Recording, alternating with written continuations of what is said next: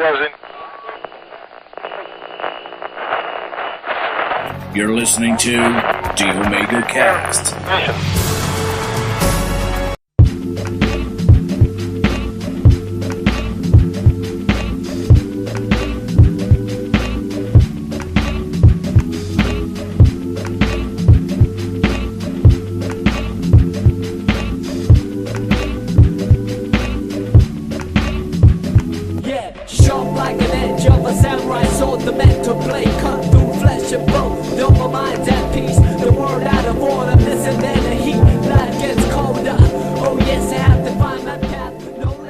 E aí galera, começando mais este Omega Cast. Aqui é o Cláudio, o Dragão Dourado, Samurai Andante, que na companhia do Samurai Rabugento William Sage do Projeto X. Eu rabugento? Como assim? Não, que isso?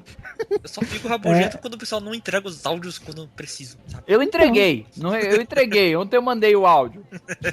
Mandou ele sem ser compactado, recebi 200 esqueci megas de dessa arquivo. vez. Dessa vez eu falhei. Que lindo, que lindo. E também do Projeto X, o menininho procurando o samurai com cheiro de girassol, Lucas Cabeça. Olha só, e eu sempre confundo o Samurai Champloo com o Samurai Showdown por alguns minutos. Pra quem não sacou ainda, a gente vai falar de Samurai Champloo. É esse anime que passou no Brasil em vários momentos e vai ser discutido depois da musiquinha. Sobe a música.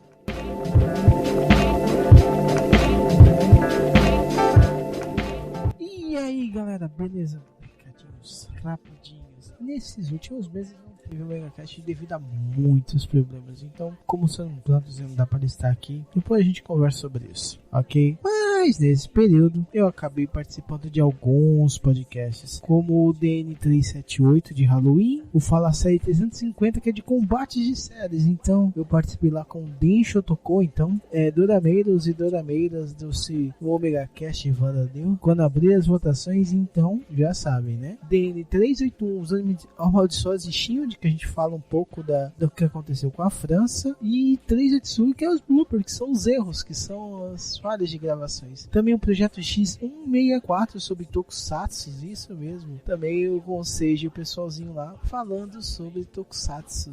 Também o Talkzilla, só que aí eu participei de 4, uma temporada inteira. O episódio da terceira temporada, episódio 1, 2, 3 e 4 sobre sci-fi. Aí teve sobre ficção científica, o 2 sobre literatura, o 3 sobre filmes e o 4 sobre séries. Então, dá uma passadinha lá. Também teve o Nerdópolis Podcast sobre viagens espaciais. Então, quer ouvir lá alguma coisa diferente? Ouve.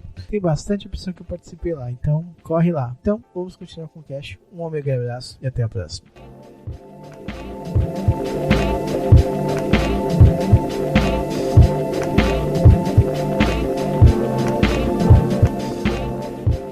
Samurai Champloo. Eu confesso que é uma obra muito legal, mas como vocês conheceram, vocês primeiro ouviram falar, depois colocaram numa playlist pra ver, ou vocês já conheceram assistindo pela primeira vez? Como foi o primeiro contato de vocês conhecendo essa obra? Ah, pra mim é fácil. O Dragão Dourado falou: você já assistiu? Não, vamos gravar um podcast, então assiste. Tá bom, vai. Tá brincando, você nunca tinha assistido até agora? Eu conhecia o Samurai Champloo de nome, mas eu nunca tive o interesse de assistir, sabe? Caraca, aí que vida. Aí o Dragão Dourado falou: eu quero gravar um podcast, você assiste? Tá bom, eu assisto, beleza. Mas, ou seja, mas foi a primeira vez que você ouviu falar de Samurai Champloo? Ah, faz tempo, hein, cara? Nossa, desde 2006, 2007, sei lá. O anime é de 2004, então faz tempo. Até por causa do diretor também, né? Exatamente. Estou fazendo corações com as minhas mãos nesse exato momento para Shinichiro Watanabe. E você, senhor Cabeça, como você conheceu esta obra? Conheci por indicação após assistir o Cowboy Bebop. Eu tinha assistido o Cowboy Bebop, acho que eu assisti pela primeira vez no episódio na televisão. Aí eu comprei alguns DVDs numa época onde ninguém baixava animes, né? E aí a pessoa falou: pô, cara, você gostou de Cowboy Bebop? Assiste Samurai Champloo também. O cara tá envolvido também. E foi meio que por esse caminho, assim, que eu assisti a primeira vez. Lá também faz muito tempo, deve ter sido 2006, 2007, quando eu vi a primeira vez. Olha, que legal. Bom, eu vou falar que o meu foi um pouquinho diferente de todos, porque, não sei se todos sabem, mas eles passam, o Samurai Champloo passou, acho que na Mix TV, na Play TV, há alguns anos atrás, e nessa época eu estava namorando. E minha ex, e foi minha namorada que descobriu esse bloco de animes da Play TV. E a gente começou a assistir junto, e passava junto com Love Hina e Rama. E a gente gostava de Love Hina e Rama. Aí acho que parou de passar um dos dois e começou a passar Samurai Champloo. A gente começou a assistir. Aí eu comecei a gostar, só que acho que pela TV eu nunca assisti o final. Depois, um tempo depois, eu procurei e assisti ele inteiro na internet. Olha, segundo informações da fonte universal de conhecimento humano, ele passou na Play TV no bloco Ota Crazy entre maio de 2007 e fevereiro de 2008. Sim, nos meus primeiros anos de namoro, olha. Comecei em 2007. Olha só. Cara, e foi uma descoberta, a gente pirava, assistia. Pior que é legal que ele não é um anime que você vai assistir abraçado com a sua namorada, mas eu fiz isso. Ele não é uma coisa tão romântica, né? O Love Hina não entenderia, tudo bem. Não, o Love Hina, apesar, né, de ser aí ter a comédia, o Harem, você entende e tal, agora, tipo, Samurai Champloo, que basicamente todas as mulheres são prostitutas e sei lá o que, né? Então, mas foi estranho, cara. É certo que muitas coisas que eu descobri, assim, foram realmente num caminho muito estranho. Mas, cara, foi paixão à primeira vista, cara. Achei a história muito boa. E o que vocês acharam, assim, na primeira vez que vocês assistiram? Qual foi a primeira impressão que vocês tiveram? Cabeça. Carismático. Eu acho que...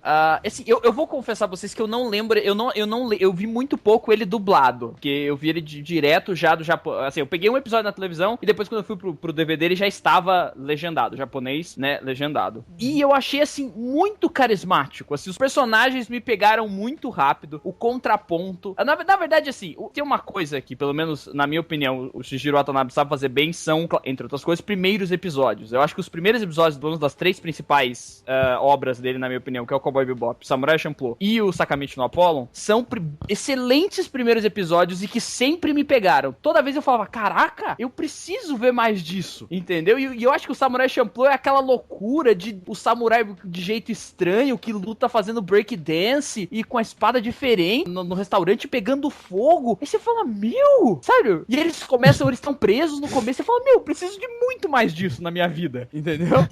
Eu entendo perfeitamente. Cabeça, então assista o Space Dandy também, cara. Pô, não, o Space Dandy é demais, mas eu acho, acho que ele tá um pouco abaixo no sentido de assim, ele é mais galhofão, assim, sim, mas ele é muito legal também. O que eu gosto do Space Dandy é a parada que ele fala, né? Ele tem toda aquela, o Space Dandy, o Dandy no espaço. E tem toda uma narrativa como se ele fosse o cara foda, o caçador, não sei o quê. É bacana. Eu gosto do Watanabe, é maravilhoso. E você, Seiji? Cara, define ele como uma estética dele. É muito legal. É muito interessante, curioso, né?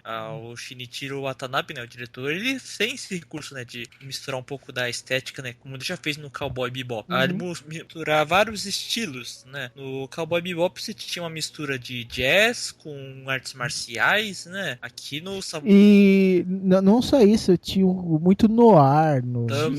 Também, um faroeste espacial. É, né? Um faroeste espacial, exatamente, um faroeste espacial, né? Isso, e no Samurai Champloo você vê uma mistura do hip hop, com o break, tem algumas coisas de grafite também, misturado ao estilo samurai de lutas, né? Que é o que eles chamam de Shambara, né? Que é um estilo, assim, clássico, né? Ele mexeu num estilo que é mega consolidado. Da mesma forma que ele mexeu com o western, né? E colocou o espaço, ele pegou uma coisa que no Japão é muito famoso, que são histórias dessa época de samurais, e ele, tipo, subverteu, aspas, né? Subverteu não, mas assim, revolucionou, mudou tudo a parada. E deu uma de Tarantino. Então, esse é um dos pontos. Eu acho que essa é uma das obras que mais tem essa pegada do Tarantino, porque ele usa muito o anacronismo, né? Que é o quê?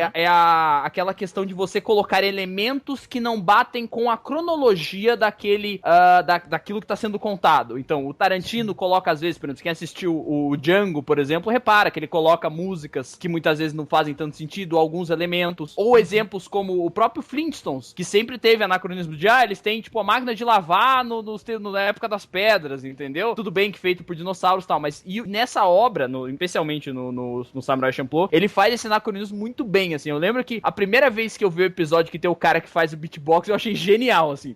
É muito inteligente, porque o maluco pega, tipo, o cabo da espada, aí o cabo da espada tem, tipo, um adorno que é como se fosse um microfone, e ele fica fazendo um beatbox enquanto o outro se apresenta. apresenta, sabe? É muito bom, assim, é muito inteligente. Ah, e sem falar dos pichadores de castelos. Sim, sim. Muito bom. A minha primeira sensação foi, uou, isso é muito legal, cara, eu preciso continuar assistindo. E eu assisti, e às vezes eu assistia, cara, a Play TV também não tinha ordem nenhuma pra passar aquela porra. Eu acho que, tipo assim, quem fundou a Play TV fez estágio no SBT. E eu acho que esse cara tá hoje na Warner, porque essa semana começou a passar na Warner de novo o Maluco no Pedaço, né? Aí começou com o primeiro episódio. Aí eu liguei, começou essa semana, hoje é quinta-feira. Hoje já tava, eles já estavam com a família dele, já ela tava com o bebê. Falei, caceta! Aonde que tá o meio disso tudo? Entendeu? Segunda-feira ele chegou, agora ele já mudou a atriz que faz a Vivian, já tem o bebê, eles já estão se mudando. Falei, meu, cadê a ordem cronológica disso? É, né? Pra que passar, né? Pra que passar na ordem, né? Numa ordem que faça sentido. É, o pessoal não fez estágio, fez uma escola, Nossa. né? No Brasil. Falando de anacronismo, ó. Exatamente. O que mais chamou a atenção quando vocês viram a obra completa, por exemplo? O Samurai Champloo, diferente um pouco por exemplo, da experiência que eu tive com, acho que o Cowboy Bebop e com o Sakamichi no Apollo, por exemplo, aquela linha principal do samurai com cheiros de girassóis, pra mim, assim, de verdade, não foi o que me prendeu mais, sabe? Eu realmente não, até o final, aquilo não era tão importante pra mim. Eu acho que o que me chamou a atenção do Samurai Champloo foi que ele conseguiu fazer episódios que são aqueles episódios meio, cada episódio se fecha em si, apesar de ele dar uma avançadinha no plot principal, mas ele tinha um clima bom, um clima de viagem, uma coisa de cada episódio te contar uma coisa, te mostrar uma historinha diferente, que era isso que eu queria ver. Eu queria ver mais daquele mundo, mais daquelas histórias que ele tava contando, entendeu? Porque sempre tem um personagem específico do episódio que vai te contar alguma coisa, que conta a história dele. Claro, você vai ter uma luta, vai ter alguma coisa, mas assim, eu acho que essas construções pequenas que ele fazia a cada episódio era o que me fazia, assim, tipo, eu quero ver mais disso, eu quero saber o que ele faz. Tem um episódio que ele faz crítica, tem um episódio que ele faz uma subversão de um conceito, tem um episódio que é um episódio muito mais galhofa, que é esse que eu falei do cara do hip hop, do cara do beatbox, ele fala que ele vai ser o maior do mundo, aí no fim a mulher leva ele pra casa, a esposa dele leva ele pela orelha, uma coisa assim, tipo assim. Então essas pequenas histórias que ele usa pra amarrar esse plot, que na verdade eu acho que é muito mais uma história sobre a construção desse mundo dele do que a saga dos dois samurais atrás do samurai com cheiro de girassóis. Eu acho que é muito, assim, é muito mais do que isso que ele queria contar. Ele queria te mostrar um mundo, ele queria te mostrar a imaginação dele do que era aquela era, do que eram os samurais, do que eram os shoguns, do que eram tudo aquilo que ele mostra pra gente. Sim, sim. E você, Seixo? Cara, tem uma coisa legal que eles mostram a situação histórica, né? Então eles tentam construir a situação histórica e também desconstruir também, né? Com esse anacronismo. Mas ele fica interessante. Então é legal você tentar entender que situação histórica que eles estão. Mais ou menos assim, né? Era o período do Tokugawa, tá? Mas em que período exatamente do período do Tokugawa? Antes da restauração Meiji. Então é legal você ver então como é que tá esses costumes, né? Dos samurais, das pessoas no seu dia a dia. E é legal ver então esse estilo de aventura. Não aquela narrativa longa que você vê, por exemplo, algumas vezes no Samurai X, que você tem uma linha principal e alguns episódios soltos. Aqui é só episódio solto mesmo no Samurai Champloo. Só lá no final que ele vai fechar, né? Lá Sim. no 24. Ele tem uma linha principal, mas ela acaba sendo meio deixada de lado. Cara, é só lembrado lá no finalzinho mesmo, né? De que, tem que lembrar que ainda temos uma linha principal a ser seguida. Mas o restante é só história solta. É tudo de diversão, algumas coisas, momentos sérios, mas a maioria é zoação total, né? Com esses três protagonistas meio estranhos, meio irreverentes. Mas é legal, então você vê como que esses personagens vão vendo a história, né? Não vou dizer que eles estão desenvolvendo-se, né? Porque eles já são meio que desenvolvidos praticamente. Mas eles não estão se desenvolvendo como pessoa, mas eles estão se desenvolvendo como relacionamento, amigos. Aí sim. Embora seja uma amizade meio estranha também, né? Porque ela abusa dos dois. E os outros dois estão querendo fugir desse negócio. Né? E eles querem se matar. Então tem esse lado humor, né? Que é muito gostoso de ser acompanhado. Junto com essa parte assim de palavreados feios, né? Que eles usam toda hora. E as lutas, né? É um estilo que o Shinichiro Watanabe botou, né? As situações cotidianas da vida, cheias de zoações, cheias de violência de vez em quando, uma porradaria entre outro, né? E humor, né? Eu acho que, assim, uma coisa que ele sabe fazer muito bem em tudo que ele faz é como ele sabe dar ritmo, como ele sabe brincar com construção de ritmo, o uso da trilha sonora no Shinichiro Watanabe sempre foi algo inacreditável. Como ele constrói personagens, e assim, como ele assim, se você for pegar a história, se você for analisar bem friamente, ela tem uns clichês básicos, assim, ele não reinventou nenhum estilo de estrutura de história, sabe? Mas ele faz isso de uma forma tão gostosa, e você vê que ele tá tão à vontade fazendo aquilo, pô, ele queria fazer daquele jeito, sabe? Que funciona, e eu acho que é um dos grandes pontos do Shinichiro Watanabe, que assim, cada obra dele é única, porque você vê que ele sabe trabalhar da forma como tem que ser. Eu não sei aí, nunca li nada sobre se ele sofre muita intervenção dos estúdios pra quem ele produz, eu imagino que não, pelo nome que ele tem, mas assim, você vê que assim, a sensação é, putz, ele tá à vontade, ele sabe o que ele tá fazendo, ele constrói o clima que ele quer construir. Essa num clima bem mais solto, bem mais cotidiano, bem mais, né, divertido do que, por exemplo, o Cowboy Bebop, que apesar de também ter essa coisa do humor, ele é uma coisa mais no ar, um pouco mais densa, e que é totalmente diferente, por exemplo, do Sakamichi no Apollo, que é uma coisa bem mais intimista, bem mais introspectiva, que é totalmente diferente do Space Dandy, que é uma coisa gigantesca e cafona, grande, né, de cores e não sei o que. Então, você vê como ele é versátil e como mas mesmo assim você tem um pouco dessa assinatura dele, desse ritmo, dessa construção. Uma coisa que eu gosto realmente do Shinichiro, ele consegue misturar coisas improváveis e dar certo. Porra. Por exemplo, quem conseguia pensar que hip hop, break, samurais e o período Edo, cara, podia dar uma história tão legal, cara. Exato. Tudo junto numa só, cara. Exatamente.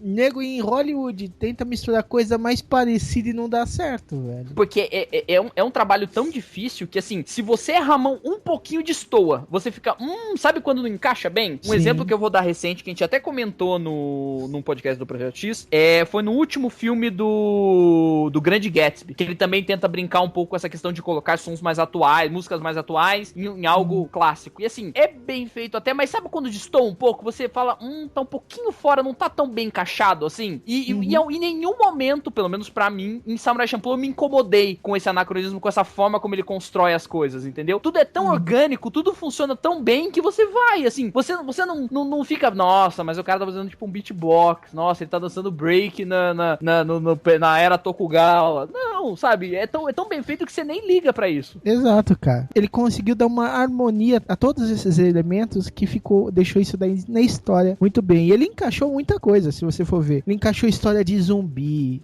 história de nossa, beisebol. Cara, de maconha, velho. Ele conseguiu colocar maconha. Cara, esse episódio tem uma das...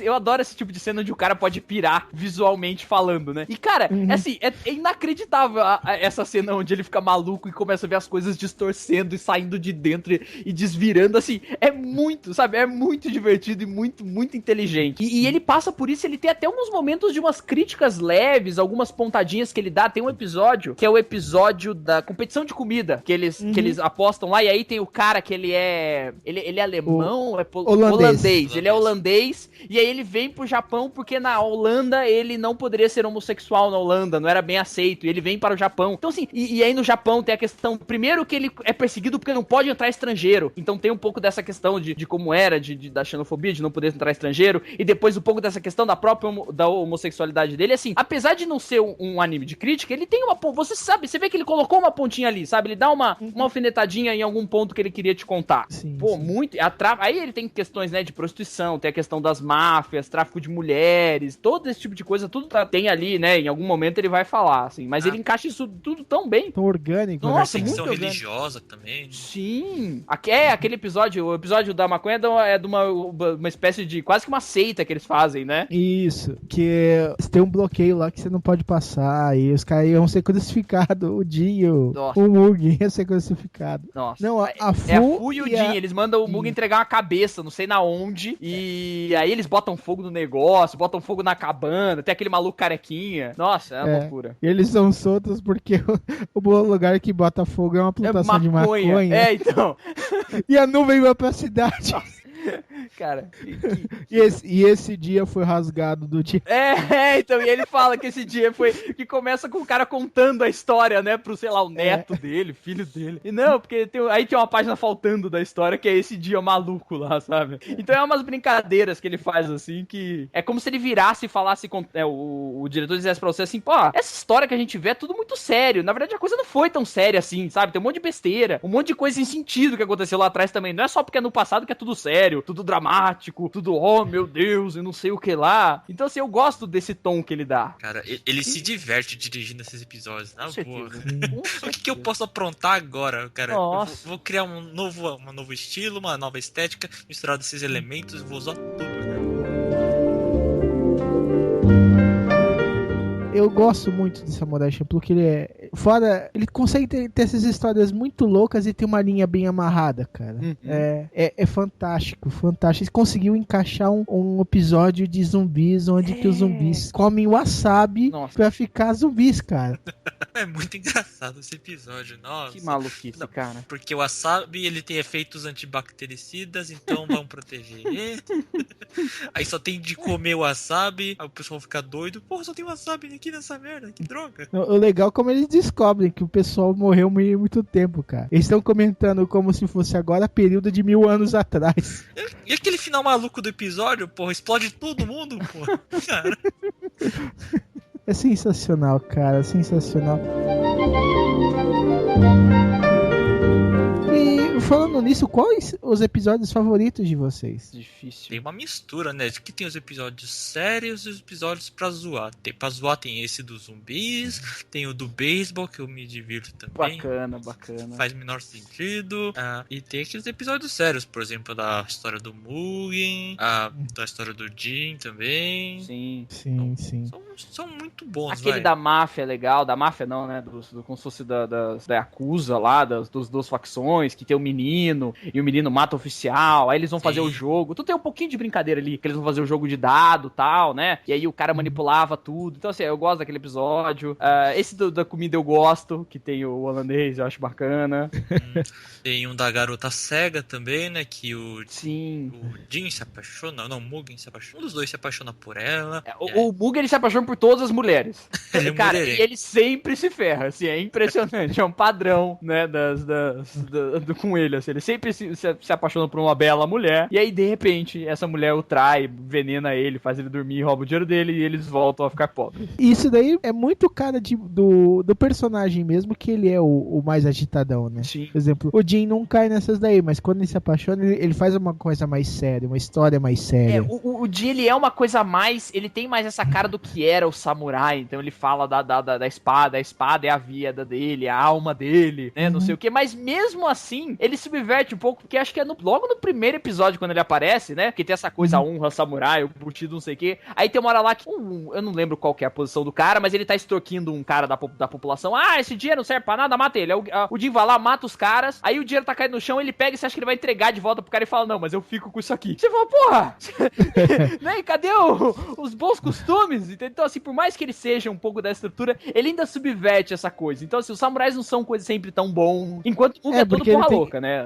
Ele tem que pensar em sobreviver. Sim, também. Sim, né? Exatamente. Mostra, tipo assim, nada é tão histórico, tão bonitinho. Então, oh meu Deus, eu vou me sacrificar pelo próximo de forma, né, de forma totalmente, sei lá, altruística. Bushido 100%. Exatamente. Dos três, qual é o seu personagem favorito? Difícil. Clicado, hein, cara. Nossa. É difícil. O Mugen tem a personalidade mais diferente, só que tem umas vezes que ele me irrita, cara. Normal. Porra, Não é porque o nome dele parece cubo do Mug, né? Não, ele xinga todo mundo, não tá nem aí, é vulgar demais. Agora, assim, uma coisa interessante sobre o Mugen. Vocês já repararam que o maluco que dubla ele é o mesmo maluco que dubla todos os samurais e espadachins dos animes, que é o mesmo cara do Zoro, é o mesmo cara do Date Masamune. Porra, esse cara só faz espadachim. Mas é verdade, grandes trabalhos deles é de samurai, de espadachim mesmo, cara. Ele em Gintama também, tá ali. Então, ele faz o maluco do Kuroko também, seja, mas assim, todos esses grandes samurais espadachins é ele que faz, todos. O Zoro, até o do Date também, que acho que é o, sei lá, é a mistura do Zoro com o Mugen, né, meio zoeiro, meio não leva a sério, tem o cavalo com guidão e escapamento, que pô, eu gosto demais de Sengoku Basara, por sinal. Fica aí. Digo de nota. Nossa, todo esse cara faz tudo. Ele adora ser samurai espadachim. Vai fazer o que, né, cara? É o que bate a voz dele, né? E o pessoal escala assim. Sim, então. Agora então. Já olha pra ele e fala que pega o cara do espadachim lá, botou a espada na mão do cara, pega o maluco que faz espadachim. Aí combina com a personalidade do personagem Mugen, né? Que ele grita pra caramba, xinga todo mundo, é bravo, fica irritado facilmente, sabe? Então, ele é interessante de personalidade, que ele tem a personalidade mais forte, né, entre todos, mas assim, tem umas coisas que ele me irrita, eu já disse, sabe? Cara, ele é burro pra começar, porra, ele faz muita burrice. Cara do céu, teimoso pra caramba, porra. Ah, cara, o episódio que ele descobrem que ele não sabe ler é complicado. Aí põe o nome dele com um símbolo de infinito, cara, a assinatura dele. Né, porque Mugen não é infinito, tipo a parada do... a pronúncia é meio parecida, a escrita, eu acho, né, de infinito. A palavra Mugen deve significar infinito. Eu acho que ela deve significar infinito, tanto que os Mugens de jogo de luta devem ter uma parada com isso, deve ser essa relação. Aí ele escreve infinito pra assinar, porque ele não sabia escrever o nome dele, só isso. Meu Deus, então. Porque o emulador existe muito antes do personagem, né? Exatamente. Aí pega o Jin, por exemplo, o Jin, ele é um típico samurai, com seus estereótipos de samurai, né, comportado, fala... Mais quieto, né, mais sério. Escuta, presta atenção, sabe o que eles falam. Dá lição de moral. Exatamente. Assim, a personalidade dele não se destaca tanto assim, né? Como o Mugen, né? Não. Pô, até porque ele é calmo, como eu já disse, né? E o outro lá, ele xinga todo mundo, bate todo mundo. Eu vou confessar que o meu favorito dos três é o Jin. Eu gosto muito mais dessa postura calma dele, dele ser o mais técnico, o mais samurai, saca? Eu acho isso o máximo nele, cara. Pô, mas, por exemplo, tem um episódio lá que ele até se veste de menina lá, que é um episódio que é divertido. Mas é engraçado como eles fazem esse contraste, né? Eles fazem um contraste, até eles fazem essa brincadeira visual, né? De vermelho e azul, da postura dos dois, a forma de luta, enquanto a forma de luta do Mugen é totalmente, né, break dance e usa a sola do chinelo lá, eu nunca sei o nome daquilo, e enquanto você mesmo falou, o Jin é muito mais técnico, muito mais samurai, né? Tanto que você vê, cara, o Mugen, até na abertura ele é comparado com o Galo, que ele quer cantar, quer se mostrar e quer ficar, e ele expande as penas. O Jin não, ele é comparado com a carpa. É verdade. Que vai no rio, cara, e a carpa é a carpa, ela não precisa se mostrar, entendeu? A exuberância da carpa já está em ser a carpa. Realmente. E é esse tipo de detalhe que o Watanabe tem. Então, assim, ele é muito inteligente nessas construções de personagem, né? Em como fazer esses dois personagens tão diferentes, ao mesmo tempo terem interesses em comum e serem tão complementares, né? Na hora de ou na hora de terem que construir o ritmo, é bem bacana, assim, é bem construído. Sim, que eles chegam a poder confiar um no outro, né? Sim. Numa luta. E quem une isso é a Fu. A Fu é meio diferente também, né? Porque ela tem que fazer esse tripé, assim, de humor e coisa séria de argumentos, né? Sim. Ela, por exemplo, ela não se prende alguns clichês básicos que você vê de garotinhas assim, misturadas a outros caras, né? Ela não é romântica, não. Ela não é inocente, não. Ela é safada, é sacana, bate em todo mundo, quer xingar todo mundo também. Se é pra roubar dinheiro, vai roubar dinheiro. Se é pra comer pra caramba, ela come pra caramba. Ela come também, é verdade. Ela fica gigante quando ela termina de comer e fica com a voz mais grossa. Estou cheio, comi bastante. Ai, cara, é genial, cara. Mas a Fu, ela também tem aquele lado doce que não deixa de ser, entendeu? De buscar o pai, de querer ser protegida, de querer estar com o Jin e com o Mugen. Ela realmente, ela quer unir, ela gostou muito da trupe que ela formou, entendeu? Que foi meio que, se você for ver, foi meio que formado ao acaso, mas ela meio que, tipo, virou meio que a família dela. Sim. E ela gosta de, não só isso, mas cuidar deles. Você repara muito bem que ela, às vezes, ela tem até uma postura mais doce com eles. Sim. E esse contraste vamos dizer, das partes da personalidade dela, que unem as duas personalidades gigantescas opostas, que é o Mugen e o Jin, cara, torna esse trio sensacional, cara. E assim, ela muito facilmente ela poderia ter virado aí, sei lá, mais uma dessas garotas que, sabe, que é a dama em perigo e que enche o saco, né? Como que é a do Bleach lá, ou seja, sempre detesta aquela... A Urihime lá? Ela poderia muito bem ter caído pra uma personagem assim, mas eles conseguem construir uma personalidade pra ela, que é divertida, que é espontânea, tem bons momentos, tem aquele episódio do rapaz que quer ajudar a mãe, que rouba pra ajudar a mãe, e ela ajuda o cara, aquele episódio, assim, até que bem pesado perto do que acontece. Então, assim, tem uma construção atuação interessante. Eu gosto da personagem dela. E a dubladora dela também é bem famosa. Fez a Saber no Fate Stay Night, fez a Nodame Cantabile. Ela tem, acho que tirando aí, tudo bem, o do Zoro é bem famoso, mas ela fez coisa pra caramba, a dubladora, que é Ayako Kawasumi. Sim, cara. Cabeça. Você só viu ele legendado. Apenas legendado. Eu vi um episódio dublado, mas assim, nem consigo traçar nenhum tipo de crítica. E vi um episódio em inglês também, que eu gosto das dublagens. Quando o anime é bem dublado em inglês, com aquelas vozes de americanos com vozes másculas e parrudas, eu gosto, acho divertido. Mas eu não vi muito em português mesmo. E você, Seiji? Cara, eu só vi o em japonês mesmo. Eu fui ver 1 ou 2 episódios em português também, achei legal até, né? Mas eu vi tudo mesmo em japonês. Sim. Eu gosto muito da dublagem do Samurai Champloo. Eu vi já mais de uma vez dublado. E, cara, eu acho que o pessoal da dublagem acertou muito na voz com a personalidade dos personagens, cara. Ficou muito show, muito bacana. E a tradução ficou muito boa também. Eu recomendo dublado, porque realmente foi um belo trabalho. É um trabalho que eu, por exemplo, compraria um DVD oficial e colocaria na minha estante, por exemplo. Ele foi distribuído oficialmente pela PlayArt, alguma coisa assim? Não, eu vou falar que eu já procurei, mas eu não acho pra comprar DVDs do Samurai Champloo. Pô, Brasil. E eu queria muito, cara. Eu queria muito, realmente.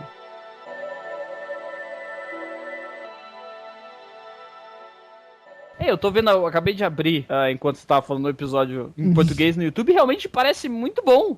A dublagem, cara, a dublagem foi muito bem dirigida.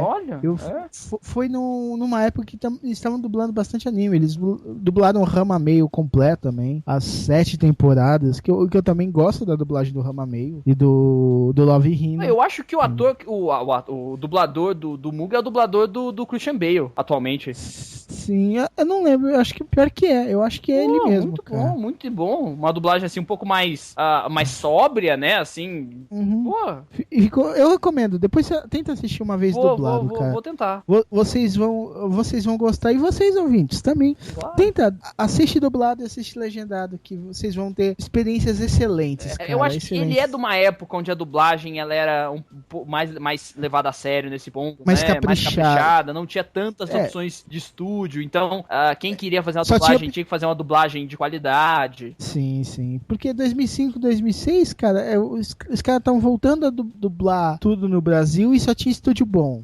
entendeu? E só tinha gente competente, entendeu? Não explodiu esses milhares de estúdios pé de chinelo Miami-like, entendeu? Então é isso que infelizmente deu uma dificuldade nesse processo de assistir, né? Algumas coisas dubladas não ficaram tão bom. A própria Animax teve vários problemas, acho que eu nunca assisti, mas sempre falaram muito mal, por exemplo, do Fate Stay Night dublado. Nossa, cara, vida. Fate Stay Night já tem problema dele ter existido. Sozinho, né? Ele tem problema por si só. Cara, Blue Dragon, cara, que dublagem merda, velho.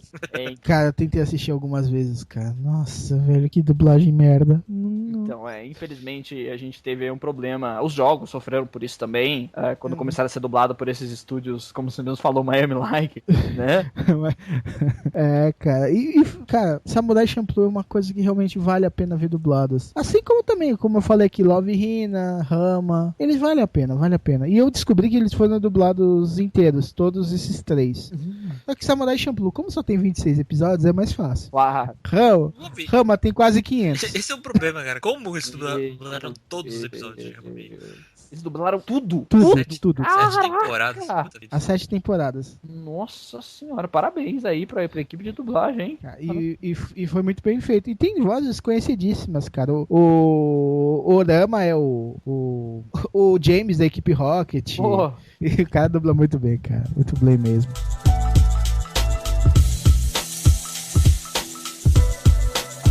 Vai falar do Manglobe, né? O Manglobe, ele oscila algumas ele tem coisas boas e tem coisas que, né, não sei.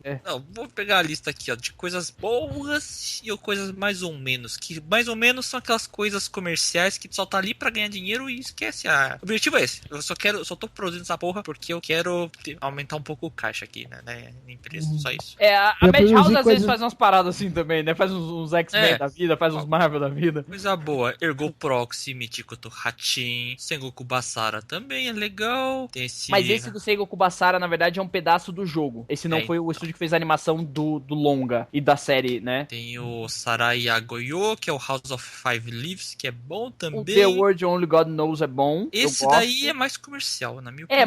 Mas ele foi bem feito, assim. Ele é bem comercial, realmente. Isso. O Samurai Flamenco também é interessante. E o Gangsta também. O Gangsta é excelente. O Gangsta, fizeram...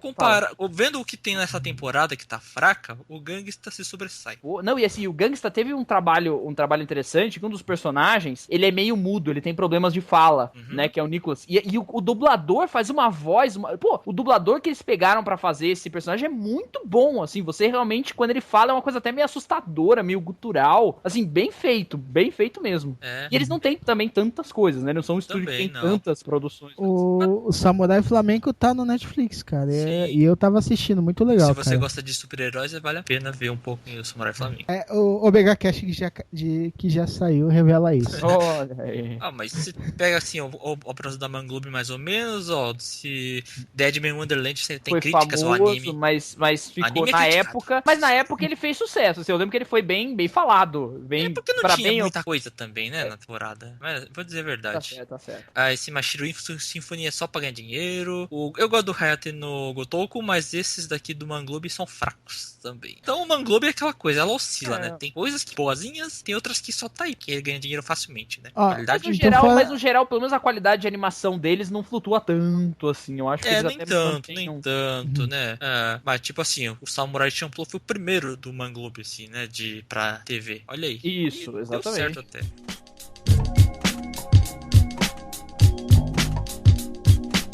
Além do anime, ele tem um mangá também que é criticado, né? Tanto o mangá de Samurai Champloo e do Cowboy Bebop, que são derivados do anime, né? Que é o Samurai Champloo e o Cowboy Bebop são originais de anime. Tem um trabalho meio... assim como o Code Geass, né? Esse processo inverso do anime pro mangá costuma não ser tão legal. São poucos exemplos onde você fala, poxa, realmente agora funcionou. Porque eu não sei se transpor de uma mídia que tem maior possibilidade... Porque assim, querendo ou não, as obras do Watanabe, elas têm uma questão audiovisual muito forte. Então o som é muito importante, a música, o clima, e eu acho que o mangá perde um pouco isso, né? E aí também, quem escreveu também, pelo menos do Cowboy Bebop, eu acho bem ruim o mangá. Isso foi publicado no Brasil, eu acho que a JBC publicou? Sim, a Panini publicou do Samurai Champloo também. Então, eu não li o do Samurai Champloo, eu li do Cowboy Bebop bem... né, assim, não... Passa, o Samurai Champloo, eu acredito que deva ser na mesma pegada, então assim, vá ver a obra original nesse ponto. O do Samurai Champloo eu passei reto também por causa desse do Bebop, que eu já sabia que não era bom, né?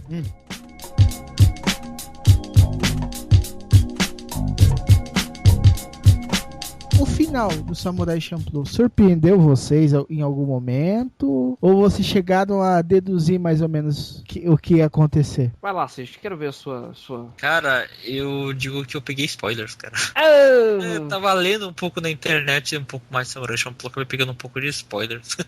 Eu não deveria ter pego, né? Por exemplo, quem é o tal samurai que tem cheiros de flor de girassol, né? O que acontece com ele, né? Pô. Eu confesso que eu peguei muito pouca coisa. Assim, realmente eu fui meio levado, sabe, naquela, eu fui muito menos preocupado em tentar fechar essa história toda do que, então assim, eu acho que eu fui surpreendido na medida certa, sabe, não foi algo que eu falei, meu Deus, né, a Fox Kids é da Fox, não foi esse nível de susto, mas também não foi aquela coisa, puta merda, né, já ouvi isso 1 milhão de vezes, eu acho que foi na medida certa, assim, pelo menos foi muito condizente com tudo que tava ali. Sim. E, embora o Samurai Champloo, como eu já tinha dito, assim, tem muitas histórias soltas, né? Aí tava vendo, de repente, pô, eles têm que acabar em algum momento. Aí chegou agora, aí vai acabar agora. Caramba, mas tava tão legal vendo essas histórias soltas, né? Não é? Poxa, podia ter mais, né? Aí lançaram o mangá. É. Às vezes a mas gente o- merece, a gente pede mais, merece ser maltratado. Mas por exemplo, nem o Cowboy Bebop teve mais que 20 e poucos episódios, cara. Teve uns 20 e poucos. 25, 26 também, a mesma É que média. depois ele ganha o filme, né? Que é o Sim. Knocking on Heaven's Door. Mas Embora o final do Cowboy Bebop, esse sim é surpreendente. Puta que pariu. Nossa Cara, senhora. Eu fiquei indignado em alguns momentos. Cara, e eu acho o do filme me arrepiou. O final do filme também. Nossa, cara. Nossa, parabéns. Mas eu acho que é uma característica dele. Ah, não, se não me engano, o Sakamichi são 12 só, né, São Seiji? 12. É uma pena, putz, Ele o tem Sakamichi a gente... O Watanabe ele tem um mais recente também, o Zankyo no Terror, que também é curtinho, né? Passou no Noitamina. Só que esse é criticado porque, como ele é mais curto, atropelou um monte de coisa na história. Que era que se tivesse o dobro de tamanho, seria maneiro essa história, né? Mas... Terror em Em Ressonância. É, o Zankyo no Terror. Ah, tá. Esse Aí. passou no Noitamina. Noitamina é curto, 11 episódios, né? O Atropelou um monte de Sakamichi, a coisa. gente comentou isso no podcast também, que dá a impressão que se ele tivesse um pouquinho mais de episódio, ele poderia ter explorado algumas coisas melhor, né? Mas os apesar que Space o Dungeons Sakami- são 26. Fala, vocês, desculpa. Apesar que o Sakamichi ele é um drama, né? E o Sim, Zankyo no sim. Terra é ação, né? Então tem a diferença Tem. de planejamento. O Space Dungeons são Space 26. Tem dois, né? Tem um segundo Space Dungeon, se eu não me engano. Ou é dois, Na verdade, eu acho 13. que ele foi dividido em duas seasons, duas temporadas que totalizam 26. Mas é aquela coisa meio... Foi muito próximo, assim. A primeira temporada terminou em março, em julho já veio a segunda, sabe? Não foi uma... É isso mesmo, isso mesmo. Ele quebrou, acho que pra ter tempo de produzir, né? Acho, essas escolhas, esses estúdios, igual, por exemplo, acho que o Fate fez de quebrar, né? Sim. O Durararará quebrou também. Que aí você vende Blu-ray, DVDs, Isso, e ganha você fecha. dinheirinho pro estúdio pra Exatamente. continuar a ter caixa pra produção dos próximos episódios.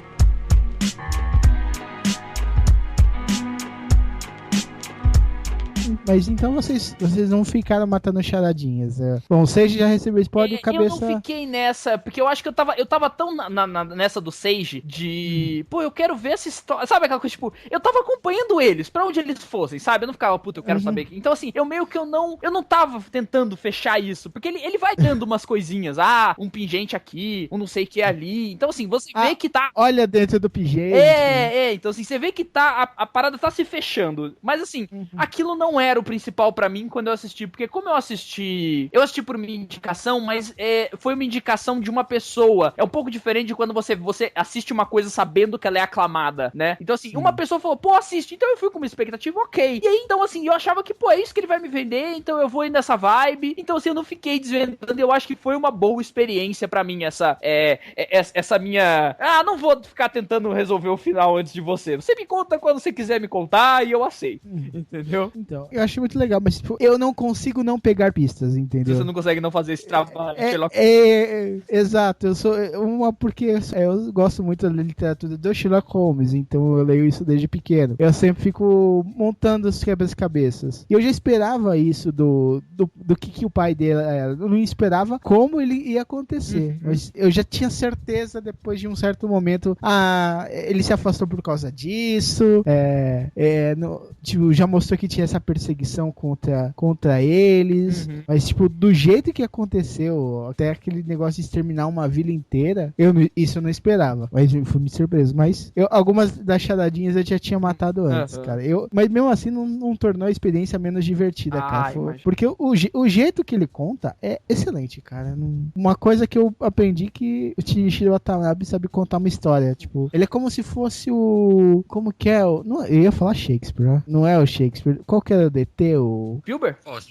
O Spielberg do Japão, cara. Ele sabe contar uma história. Ele te prende, entendeu? né? Assim, eu acho que assim, ele tem... eu acho que assim, quando a gente... É muito difícil, eu particularmente, é muito difícil nos animes, não sei se por ter muito força de estúdio, ou por ele sempre estar preso, na maioria das vezes, a uma obra original, a gente dificilmente vê a mão do diretor, né? Tirando aí, claro, a gente tá falando, você pega o Estúdio Ghibli, é um caso à parte, essas coisas, né? Os longas e tal, assim. Mas quando você pega esses animes de temporada de episódio, episódios, é difícil você ver a mão do diretor. Você conhece muito mais, às vezes, a mão do cara que escreveu. Ou o estilo, por exemplo, da série, a série dos pontos e vírgula lá, o Chaos Head, Steins Gate, Robotic Notes, que eles têm uma coisa, eles têm um clima meio parecido, sabe? Você vê que eles são meio que da mesmo universo. Agora, o Watanabe não, você vê que é a mão do cara, porque como a maioria das coisas que ele faz são coisas originais, pelo menos as principais, o Sakamichi não, mas o Cowboy Bebop, o Space Dandy e o Samurai Champloo, que são aí, dá pra colocar que a trilogia musical, né, que ele fez, que é o disco, o hip hop e o jazz e blues,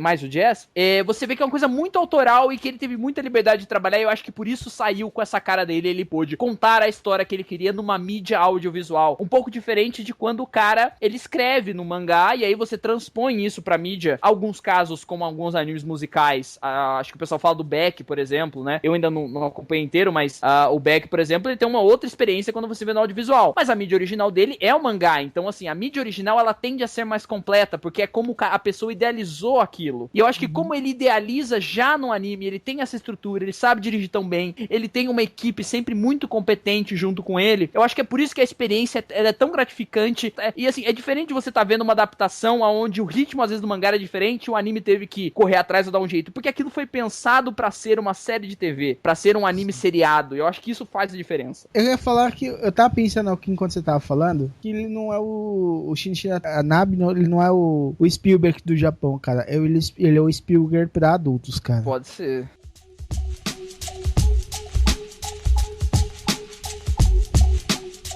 Cara, Samurai Champloo é uma obra que você realmente merece. Cara, vai ter um deleite em acompanhar, cara. Não é só uma obra que a gente recomenda aqui porque é boa, cara, e porque é aclamada. Não. É uma experiência válida, cara. Então, dê o seu jeito, dê seus pulos e é bom sempre acompanhar. De uma forma inacreditável. Assim, pra um anime que tem 11 anos, envelheceu muito bem mesmo. Assim, não... Sabe quando você não sente? Tirando que você, como a gente falou aqui, provavelmente a qualidade dela não é uma qualidade em Blu-ray, né? HD e tal, mas assim, não perde em nada, como eu acho que o Cowboy Bebop não perde em nada também, que é mais antigo ainda, então assim, dá pra assistir muito bem, tudo muito atual, a animação eu acho que ela é extremamente competente, o roteiro, ele funciona até hoje, sabe? Então assim, é tudo muito bem feito e vale a pena mesmo.